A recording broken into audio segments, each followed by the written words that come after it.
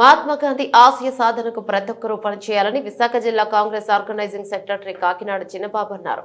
గాంధీజీ వర్ధంతి సందర్భంగా మంగళవారం విశాఖలో జీవీఎంసీ వద్ద ఉన్న గాంధీ విగ్రహానికి పూలమాల వేసి ఘన నివాళులర్పించారు. ఈ నేపథ్యంలో ఆయన మాట్లాడుతూ గాంధీని ఆదర్శంగా తీసుకోవాలని ఆయన కోరారు. ఆయన ఆశయాలకు సాధన కోసం ప్రతి ఒక్కరూ బాధ్యతగా పనిచేసే కాంగ్రెస్ పార్టీలో అధికారంలోకి రావాల్సిన అవసరం ఎంతైనా ఉందన్నారు.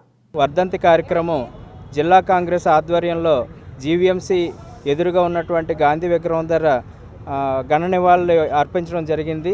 ఈ కార్యక్రమంలోని అందరూ కూడా మా ఎస్సీ, ఎస్టీ, బీసీ, మైనారిటీ అనుబంధ సంస్థలు సీనియర్ నాయకులు అందరూ కూడా పాల్గొనడం జరిగింది. అయితే దేశం గురించి ఎంతోమంది త్యాగఫలాల ద్వారా సాధించలేనటువంటి స్వాతంత్రాన్ని మౌనమే ఆదర్శంగా తీసుకొని ఆయన స్వాతంత్రాన్ని తీసుకురావడం మహాత్మా గాంధీ యొక్క చరిత్ర.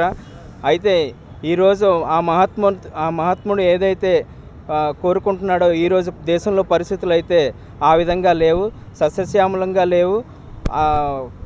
కుతంత్రాలతో వెళ్తున్న భారతదేశానికి దశ దిశ ఎంచుకునే పరిస్థితులు ఈరోజు మన అందరి మీద ఉంది.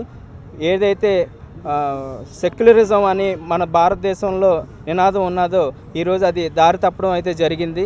దీని అందరికీ మళ్ళీ మహాత్మా గాంధీ ఏదైతే దిక్సూచితో మనం అందరం కూడా ఈరోజు స్వాతంత్రం సాధించుకున్నామో ఆయన ఉద్దేశాల అనుసారం ఈరోజు మళ్ళీ తిరిగి ఆయనకి ఏదైతే స్వాతంత్రం గురించి పోరాడి కష్టపడి సాధించారో రేపు భవిష్యత్ తరాల్లో కూడా మళ్ళీ మన దేశం బానిసత్వానికి లోనయ్యే పరిస్థితులు ఎదురవుతున్నాయి. సో వీటన్నిటికీ కారణం ఏంటంటే అక్కడ కేంద్రంలో ఉన్నటువంటి భారతీయ జనతా పార్టీ దేశాన్ని ఎప్పుడైతే ప్రైవేటైజేషన్ అన్ని ప్రభుత్వ రంగ సంస్థలన్నింటినీ కూడా ప్రైవేటైజేషన్ మార్గంలో ఎప్పుడైతే పెడుతున్నారో దేశాన్ని దారి తప్పించి అంటే వేరే దేశాల కొరల్లో తెచ్చే పరిస్థితులు ఎదురవుతున్నాయి.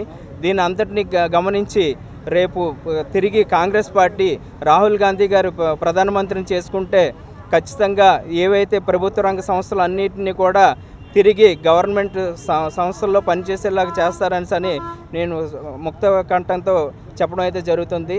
అలాగే మా ఏఐసిసి అధ్యక్షులు అయినటువంటి మల్లికార్జున్ ఖర్గే గారు కానివ్వండి, సోనియా గాంధీ గారు కానివ్వండి, అలాగే ఇక్కడ పిసిసి ఏపీసీసీ షర్మిల గారు కానివ్వండి, రేపు ఆంధ్రప్రదేశ్కి ప్రత్యేక హోదా నినాదంతో మేము ప్రజలకి మేలు చేసే పరిస్థితుల్లో మా షర్మిలమ్మ గారు ప్రజలను ఉద్దేశించి అనేక కార్యక్రమాలు చేయడం అయితే జరుగుతుంది.